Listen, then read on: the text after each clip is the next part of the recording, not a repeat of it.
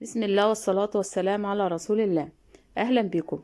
النهاردة هنعمل مع بعض صوابع زينب، وإزاي تكون ناجحة ومظبوطة معاكي، ورسمتها مظبوطة وشاربة السيرب بتاعها.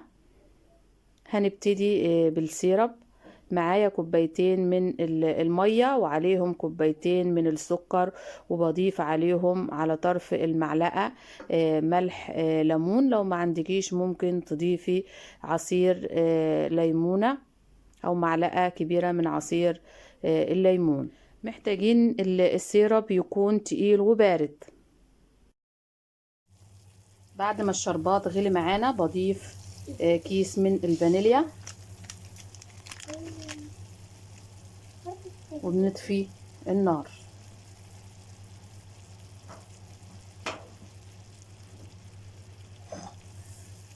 شايفين الشربات اللي معايا تقيل كده. الشربات جهز معانا.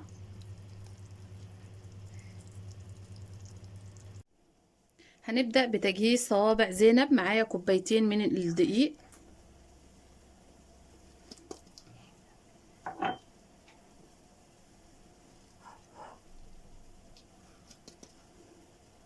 عليهم كوباية من السميد، معايا رشة من الملح أو ذرة من الملح.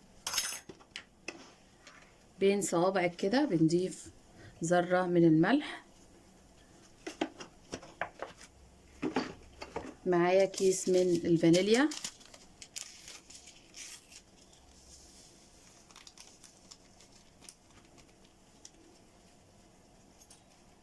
معلقة صغيرة من الخميرة. مش هنكتر من الخميرة علشان صوابع زينب تحتفظ بالرسمة بتاعتها وما تنفش معانا لما نيجي نقليها. معلقة صغيرة. بقلب المكونات دي كلها مع بعض.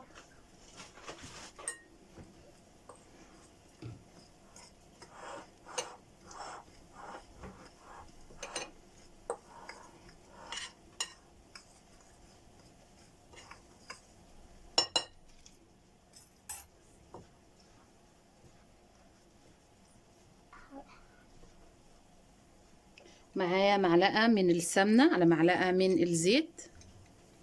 السمنة بتدينا نعومة والزيت بيديها القرمشة.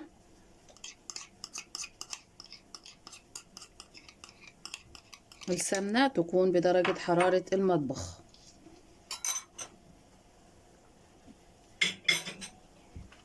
وببس السمنة والزيت مع الدقيق كويس جدا.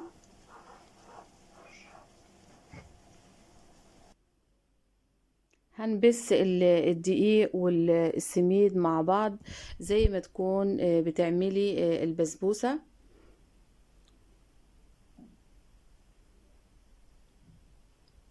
لحد ما تكون معايا زي رمل البحر. ومعايا كوباية الا ربع من المية. بضيفها بالتدريج وبقلب لحد ما تتكون معايا عجينة طرية.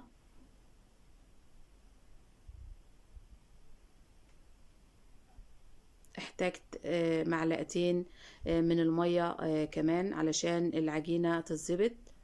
وبكده يكون ضفنا كوباية من المية، وكل دقيق حسب احتياجاته من المية. ومش بنعجن كتير، بمجرد ما المكونات كلها تختلط مع بعضها.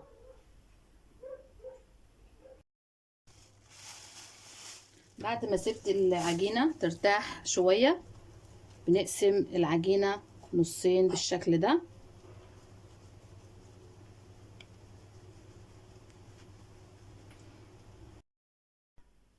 وبلفها رول بالشكل ده زي ما تكوني بتعملي بقسماط علشان نسهل على نفسنا.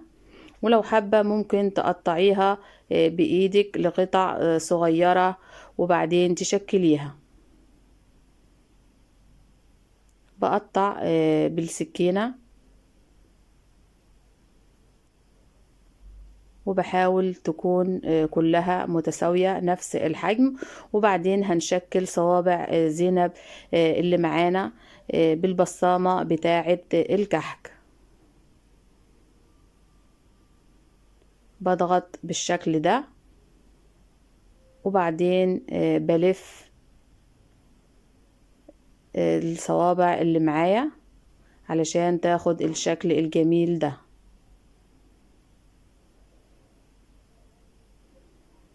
وبكمل الكمية كلها بنفس الطريقة. بضغط بالعجينة بالشكل ده، وبعدين بلفها. هتتشكل معانا بالطريقة دي، وبنخلص الكمية كلها وبعدين بنقليها على طول.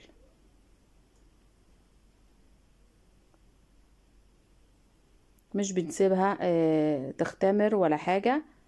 بعد ما بنخلص تشكيل بنقلي فيها على طول في زيت يكون متوسط. بمجرد ما بتقب من الزيت بنقلب فيها باستمرار علشان تاخد كلها لون واحد. شايفين الرسمة لسه ثابتة معانا.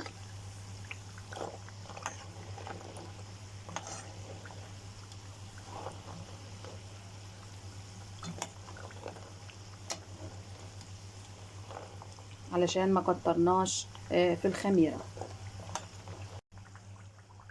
خلاص كده الصوابع اللي معانا خدت لون جميل. بخرجها وبصفيها كويس من الزيت وعلى الشربات على طول.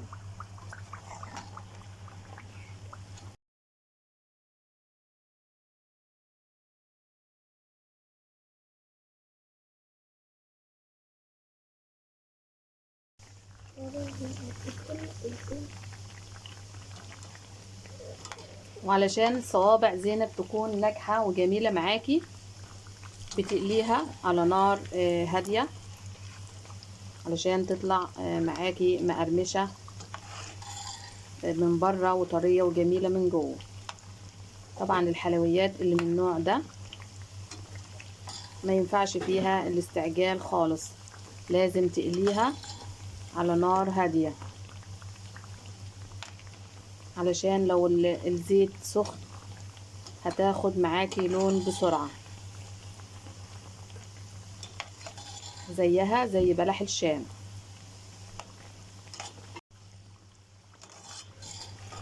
اللي معايا هنا بخرجها باللون ده علشان هحتفظ بيها في الفريزر، وبعد ما تبرد تماما بنحطها في اكياس وبنحطها في الفريزر.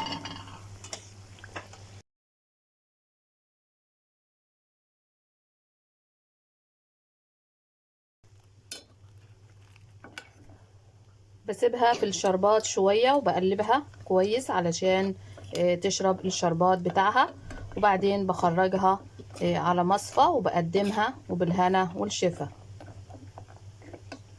لازم تسيبيها شوية في الشربات علشان تشرب الشربات بتاعها.